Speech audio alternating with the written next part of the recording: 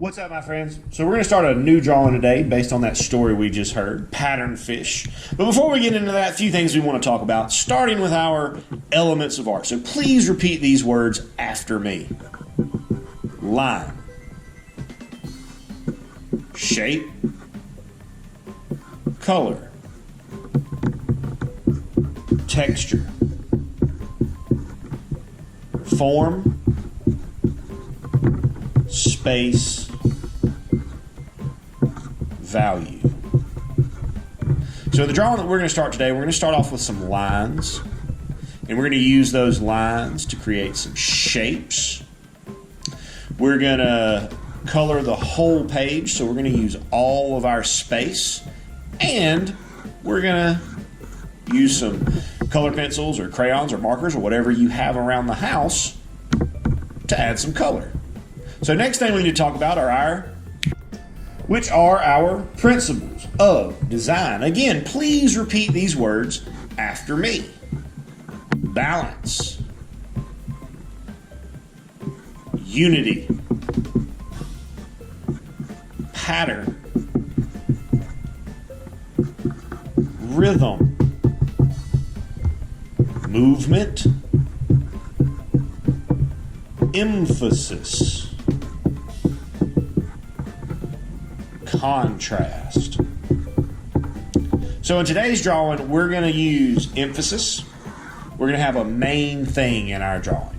Now with that emphasis, with that main thing, remember, we want to make it really big and we want to put it right in the middle. And then we're also going to be, of course, as you may have guessed from hearing the story, we're going to be dealing with some pattern. Now we're going to talk a little bit more about pattern right now. So a pattern must repeat. And you can make a pattern out of lines, out of shapes, out of colors, out of textures, out of forms. But it must repeat. So if I have something that looks like this, is that a pattern? No, you're right. It's not a pattern. Why is it not a pattern? That's right, because it doesn't repeat. So to make this a pattern, I have to repeat this order. So what would come next here? Yeah, that's right. Circle. And then what? Yep, triangle. And then what? That's right, star. And then what? Circle, yep. And then, good. And it would just keep going like that all the way across. Patterns of lines might be straight zigzag, straight zigzag, straight zigzag. Pattern of colors could be red, blue, red, blue, red, blue. Our pattern today, we're going to focus on a pattern of colors. Now that being said, we're going to take a look at how to draw a couple of different ocean animals. That way you guys have got some choices on what to use for your emphasis. And we'll do that, right? So let's start off with one of the more simple sea creatures that we saw in the video. Let's look at making an eel. So for an eel, we start with a kind of wavy line. Now remember, it's our emphasis, so it's got to be long. Now we're going to come underneath that wavy line, or from the end of it, and we're going to copy it. Just like that. So that makes the body of our eel pretty simple. Still needs a head.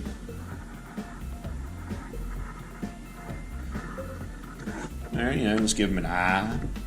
He'll have some fins right here on the side. He'll have a long fin that goes all the way down his back.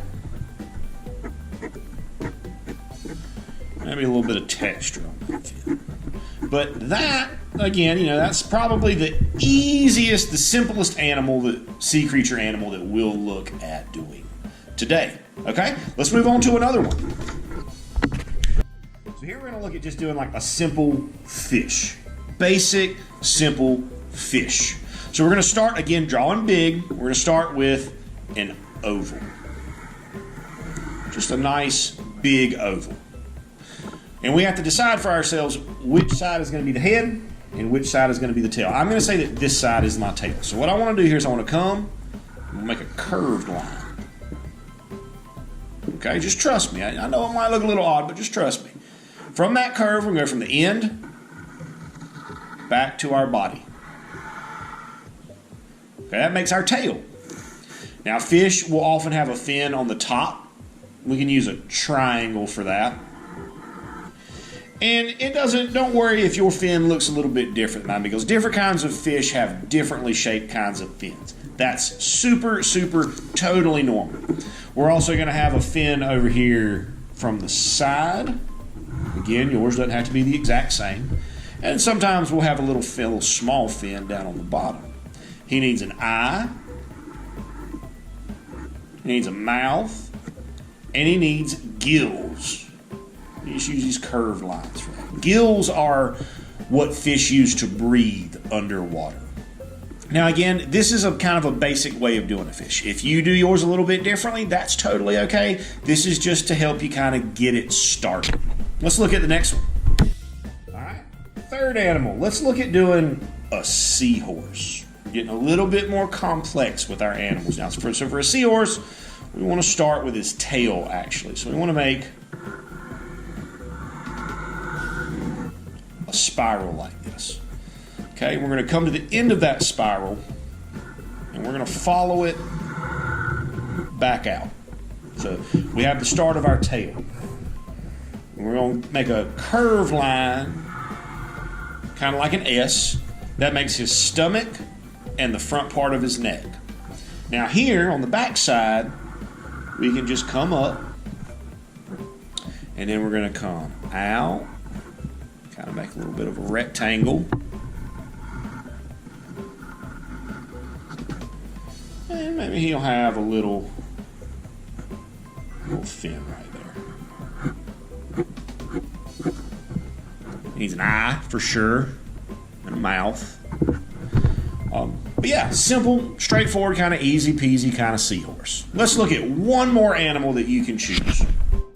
So the last animal we're going to look at making is an octopus / squid, where I'm actually going to do two on this piece of paper because they're very, very similar types of animals.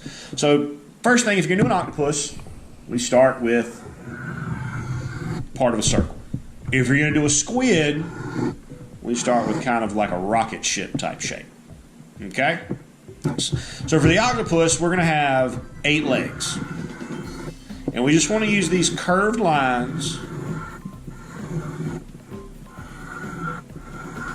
to create our octopus's legs. And they can go any kind of direction you want them to. 1, 2, 3, 4, 5, 6, 7, 8. We'll give him some eyes. And then his little mouth. Okay? And then over to the squid. Now the squid is very, very similar. Now it has fins on the top of its head. And this has a curved bottom. Now a squid also has 8 tentacles, but the big difference there is that 2 of the squid's tentacles are much longer than the other 6. These are for reaching out and grabbing their prey. His eye would go right there. And then we have his other 6 legs coming down. 1, 2, 3, 4, 5, 6. So there's a couple of different sea creatures that you can use for this. Whichever one you pick is fine. I have no problem with it. But let's talk about what we need to do next. So I'm going to go with the eel. You can go with whatever one you want. But what we want to do here is whichever animal you chose, we want to put some stripes on it so that we have a place to create our pattern.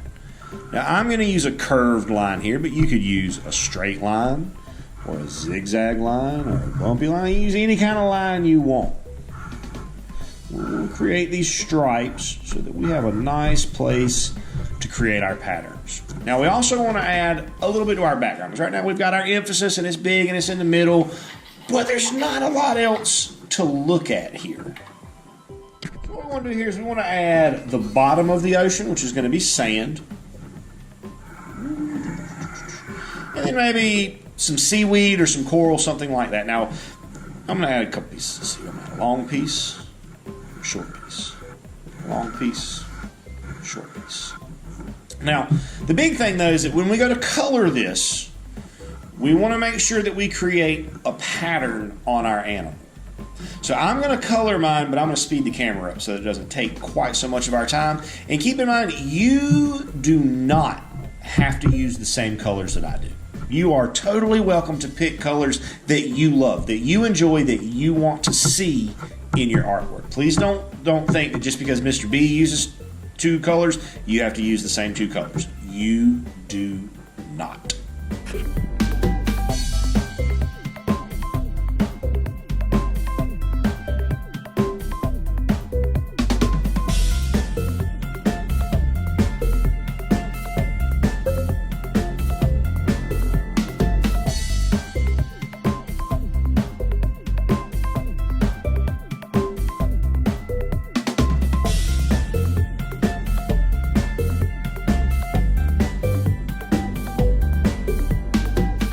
There, my friends, is our completed pattern fish. We have our emphasis in the middle.